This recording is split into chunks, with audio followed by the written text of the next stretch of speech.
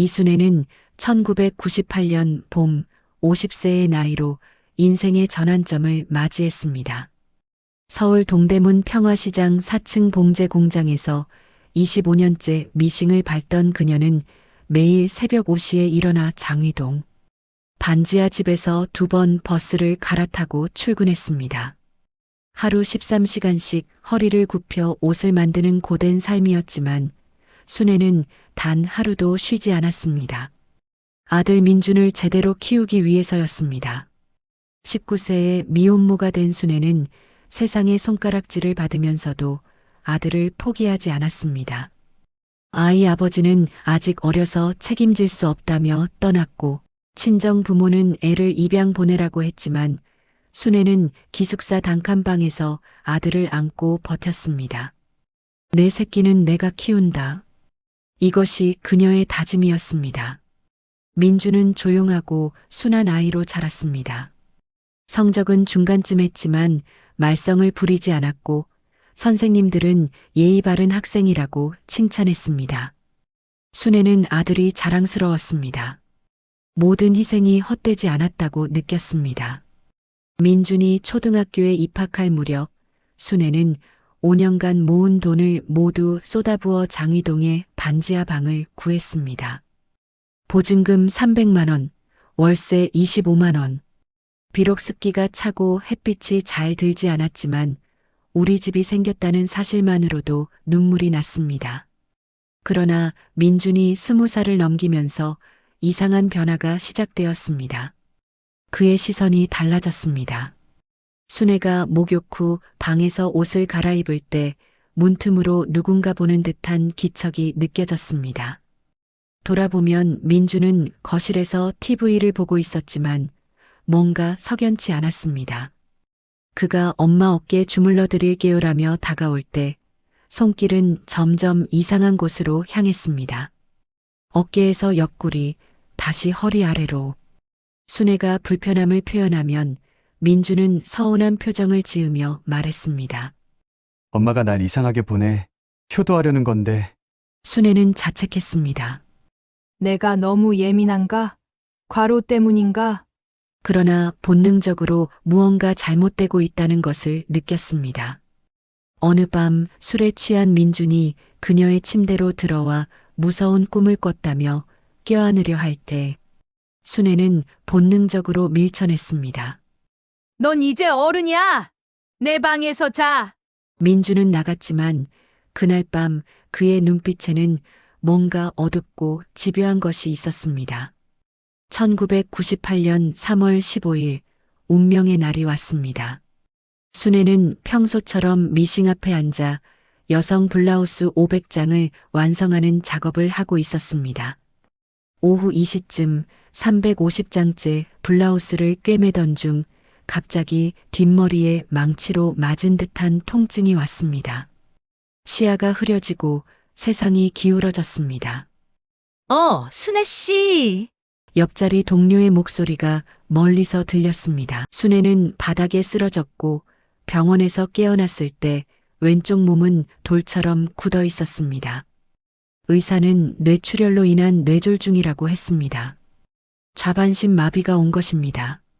병원에서 퇴원한 순애는 장위동 반지하 집으로 돌아왔습니다.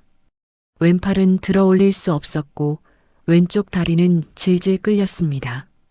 혼자서는 화장실도 갈 수 없었습니다. 22세의 민주는 어머니 앞에서 눈물을 흘렸습니다. 엄마, 걱정 마세요. 제가 모실게요. 엄마가 저 키우느라 평생 고생하셨는데 이제 제가 효도할 차례예요. 요즘 같은 세상에 저렇게 엄마 잘 모시는 아들이 어디 있어? 라며 이웃들은 민준을 칭찬했습니다. 처음 이주는 견딜만 했습니다. 사회복지관에서 파견한 요양보호사 김미숙 씨가 주 3회 방문해 목욕을 시키고 간단한 물리치료를 했습니다. 순애 씨, 아직 회복 가능성이 있어요. 꾸준히 하면 좋아질 거예요. 김 씨의 손길은 능숙하고 따뜻했습니다. 그러나 한 달이 지나자 민준이 변하기 시작했습니다. 그는 김 씨에게 끊임없이 트집을 잡았습니다. 엄마 팔에 멍이 들었어요. 목욕물이 너무 뜨거웠어요. 시간을 충분히 안 써요. 결국 김 씨는 이렇게까지 간섭받으면서는 못하겠어요라며 그만뒀습니다. 민주는 자신감 있게 말했습니다. 엄마, 제가 다 할 수 있어요. 인터넷으로 공부했어요. 그러나 그의 돌봄은 김 씨와 완전히 달랐습니다. 목욕 시간이 1시간 넘게 걸렸습니다. 엄마, 마비 환자는 특별히 신경 써야 하는 부위가 많대요. 그의 손은 가슴과 아랫도리에 이상할 정도로 오래 머물렀습니다. 순애가 불편함을 표현하면 민주는 버럭 화를 냈습니다. 엄마가 지금 누구 덕분에 살아요? 요양원 가고 싶으세요? 거기 가면 엄마 같은 사람은 그냥 방치당해요. 민주는 이웃들의 방문도 막았습니다. 김정숙 아주머니가 찾아오면 지금 엄마가 약 먹고 주무세요라고 막아섰고, 교회 권사님들이 오면 엄마가 사람 만나는 게 너무 힘들어 하세요라고 거짓말했습니다. 점차 아무도 찾아오지 않았습니다. 반지하 집은 외부와 완전히 차단된 감옥이 되었습니다. 민주는 순애에게 이상한 약을 먹였습니다. 엄마, 이건 기력 회복하는 한약이에요. 그 약을 먹으면 순애는 머리가 멍해지고 몸에 힘이 쭉 빠졌습니다. 저항할 기운조차 없었습니다. 그리고 6개월째 되던 어느 밤 술을 마시고 들어온 민주는 완전히 선을 넘었습니다. 엄마 때문에 여자친구도 못 만나요. 엄마가 책임져야 하는 거 아니에요? 순애는 비명을 지르려 했지만 목소리가 나오지 않았습니다. 민주는 그날 밤 어머니를 강간했습니다. 그날 밤부터 순애의 진짜 지옥이 시작되었습니다. 민준의 행동은 일상이 되었습니다. 매일 반복되었습니다. 아침 건강 체크, 오후 목욕, 밤에 침입. 순애는 저항했습니다.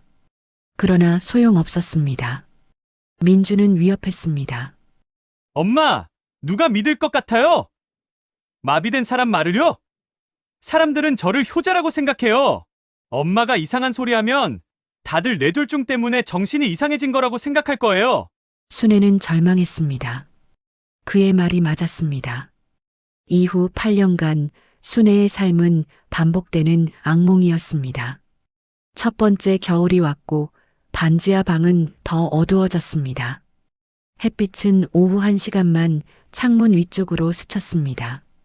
습기가 벽을 타고 내려왔고 곰팡이 냄새가 났습니다. 순애는 침대에 누워 천장에 금을 세웠습니다. 금이 조금씩 길어지는 것 같았습니다. 마치 자신의 정신처럼. 민주는 패턴을 만들었습니다. 규칙적이고 체계적이었습니다. 아침 6시 건강 체크, 오후 2시 목욕, 밤 11시 성폭행. 순애는 더 이상 저항하지 않았습니다. 저항해도 소용없었으니까요. 그녀는 천장을 보며 자신이 천장에 떠 있는 것처럼 느꼈습니다. 영혼이 몸에서 빠져나가는 것 같았습니다. 아래에서 일어나는 일은 다른 사람의 일 같았습니다. 민주는 엄마, 우리는 특별해요. 이게 사랑이에요라고 말했습니다. 순애는 대답하지 않았습니다. 그가 나가면 소리 없이 울었습니다. 2년째 이웃들이 완전히 사라졌습니다. 전화도 끊겼습니다. 민준이 전화선을 뽑았습니다. 엄마, 사기 전화 너무 많이 와요. 병원 진료는 6개월에 한 번이었습니다. 의사가 어머니, 요즘 어떠세요? 라고 물으면 민준이 먼저 답했습니다. 선생님, 엄마는 잘 지내요. 제가 잘 돌보고 있어요. 의사는 민준을 효자라고 칭찬했습니다. 3년째 순애는 말을 잃어갔습니다. 뇌졸중 때문만은 아니었습니다. 말할 이유가 없었습니다. 4년째 희망을 잃었습니다. 5년째 자살을 생각했습니다. 그러나 방법이 없었습니다. 6년째 체념했습니다. 이게 내 운명인가 보다. 7년째 인간이 아닌 것처럼 느꼈습니다. 물건이었습니다. 민준이 사용하는 도구였습니다.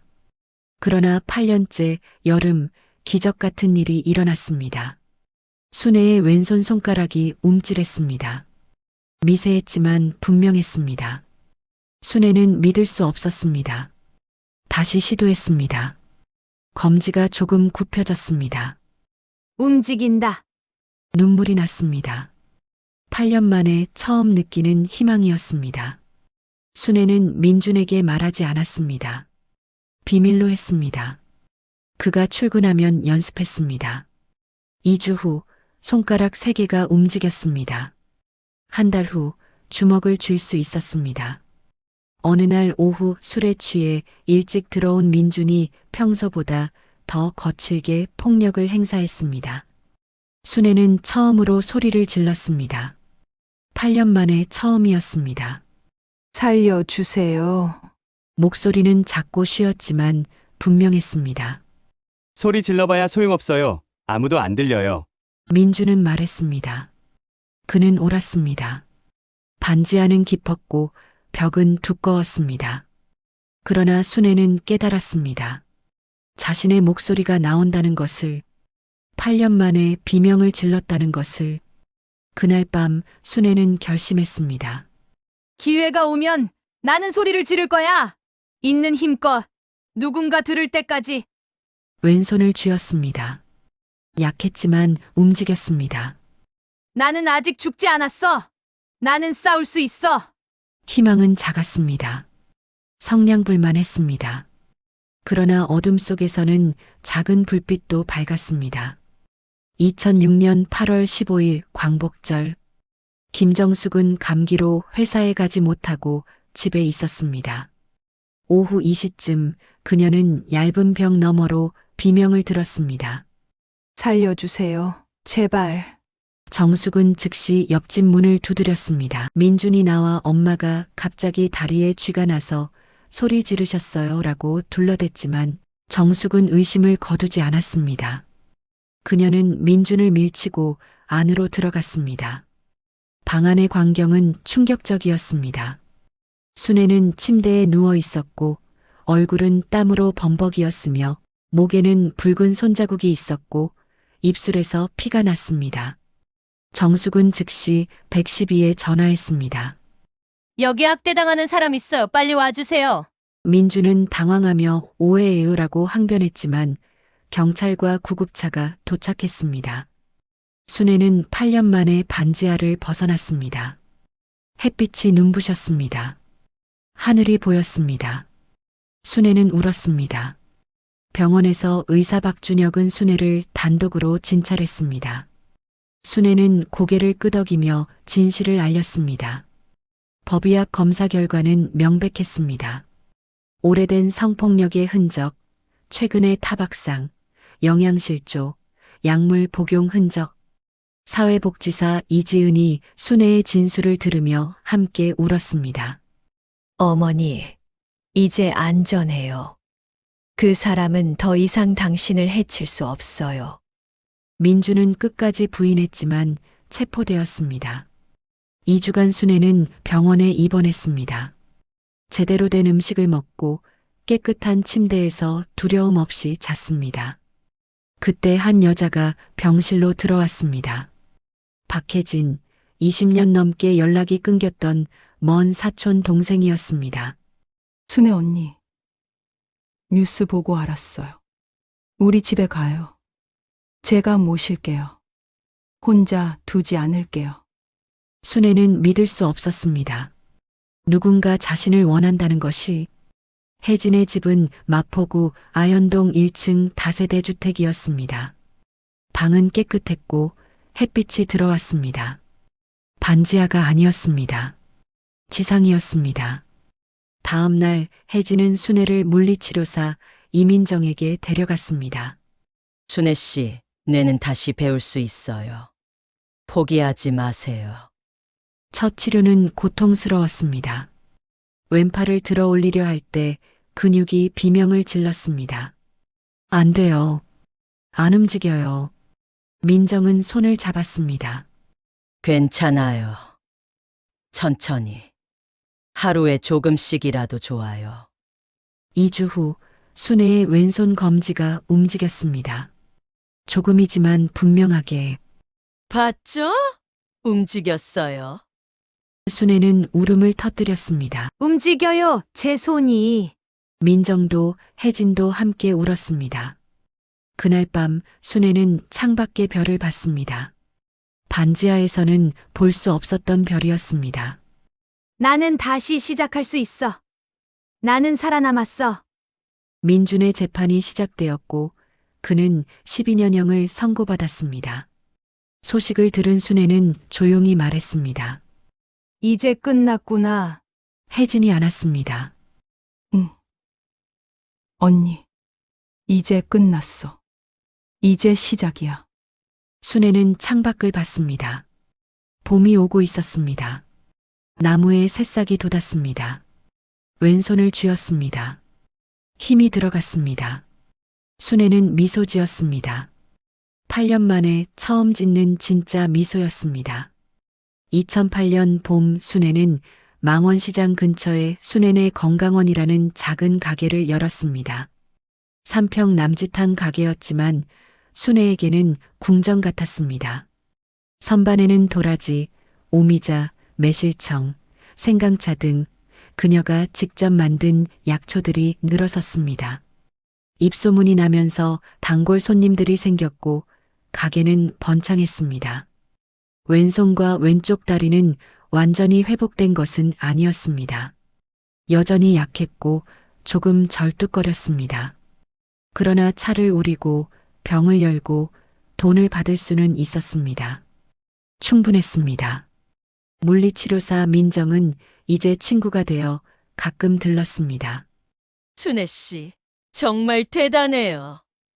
이렇게까지 회복할 줄 몰랐어요. 순애는 웃으며 답했습니다. 기적이 아니에요. 그냥 포기 안 했을 뿐이에요.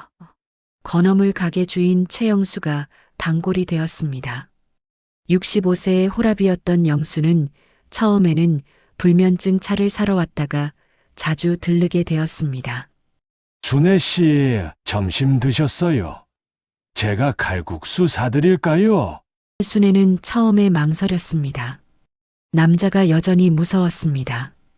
그러나 영수는 달랐습니다.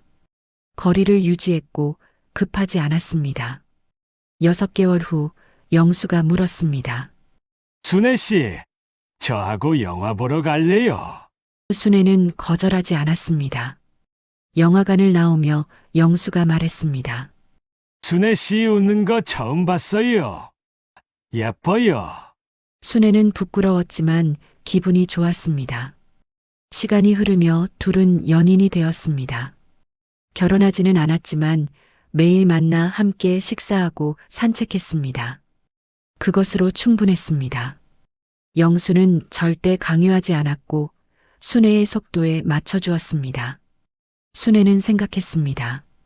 이게 진짜 사랑이구나. 존중하고, 기다려주고, 아껴주는 거. 2024년 가을 예상치 못한 방문객이 있었습니다. 가게 문이 열리고 휠체어를 탄 남자가 들어왔습니다. 민준이었습니다.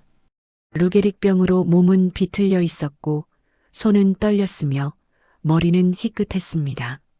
46세였지만 70대처럼 보였습니다. 엄마, 저 좀 도와주세요. 저 혼자는 못 살아요. 순애는 그를 봤습니다. 천천히 과거의 공포가 올라왔습니다. 그러나 동시에 자신이 달라졌다는 것을 느꼈습니다. 목소리는 차갑고 떨리지 않았습니다. 당신은 용서받고 싶어서 온 게 아니에요. 도움이 필요해서 왔죠. 진짜 뉘우침은 내가 필요 없을 때도 찾아와 사과하는 거예요. 당신은 그럴 사람이 아니죠. 민주는 울며 말했습니다. 엄마, 그래도 저는 엄마 아들이에요. 엄마는 착한 사람이잖아요. 순애는 쓴웃음을 지었습니다. 착한 사람은 오래전에 죽었어요. 지금 당신 앞에 있는 사람은 살아남은 사람이에요. 구청 가세요. 요양시설 알아보세요. 거기서 당신이 나한테 한 걸 생각하면서 사세요. 나가세요. 2번 다시 오지 마세요. 민준이 떠난 후 순애는 가게 뒤 작은 방에 앉아 울었습니다. 그러나 슬픔이 아니었습니다. 해방이었습니다. 순애는 처음으로 완전한 자유를 느꼈습니다. 그날 저녁 영수가 걱정스럽게 물었고 순애는 모든 것을 말했습니다. 영수는 조용히 듣고 말했습니다. 잘하셨어요. 당신은 강한 사람이에요. 순애가 대답했습니다. 전 약해요. 아직도 무서워요. 영수가 안아주며 말했습니다. 무서워하면서도 맞선 거예요. 그게 진짜 용기예요. 2025년 4월 67세의 순애는 망원시장의 벚꽃 아래 서 있었습니다. 가게는 번창했고 매주 화요일 저녁에는 가정폭력 피해 여성들이 모여 이야기를 나눴습니다. 순애가 만든 모임이었습니다. 저도 순애 씨처럼 될 수 있을까요? 젊은 여자가 물었습니다. 순애는 웃으며 답했습니다. 될 수 있어요. 한 걸음씩 포기하지 않으면. 혜진과는 매주 일요일 저녁을 함께 했습니다. 언니 감사해요, 모든 게.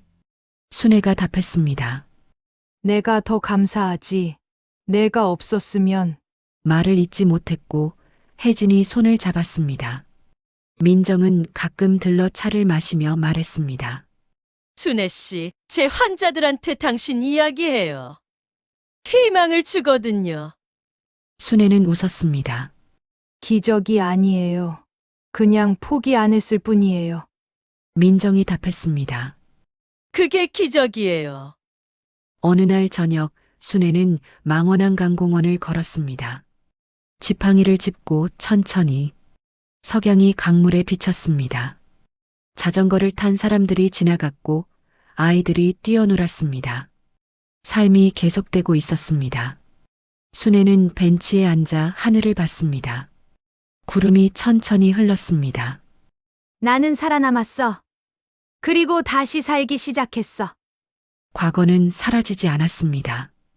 여전히 악몽을 꿨고 남자들이 무서울 때가 있었으며 반지하를 지나갈 때면 숨이 막혔습니다. 그러나 그것들이 순애를 정의하지 않았습니다.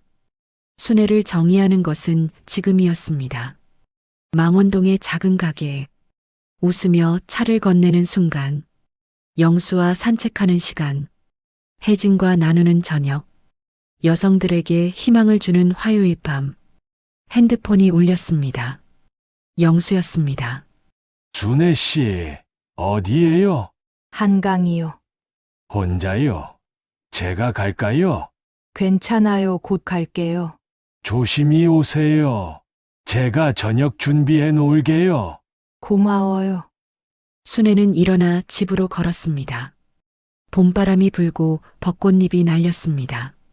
순애는 왼손을 뻗었습니다. 꽃잎 하나가 손바닥에 내려앉았습니다. 순애는 미소 지었습니다. 행복한 미소였습니다. 67세의 순애는 이제 알았습니다. 나이는 숫자일 뿐이라는 것을, 인생은 끝날 때까지 끝난 게 아니라는 것을, 가장 달콤한 복수는 잘 사는 것이라는 것을. 망원동의 봄은 따뜻했습니다. 순애의 인생에도 꽃이 피고 봄이 왔습니다. 여러분 오늘 이야기 어떠셨나요? 재밌게 보셨다면 구독과 좋아요, 알람 설정해 주시면 당신들에게도 꽃이 필 겁니다.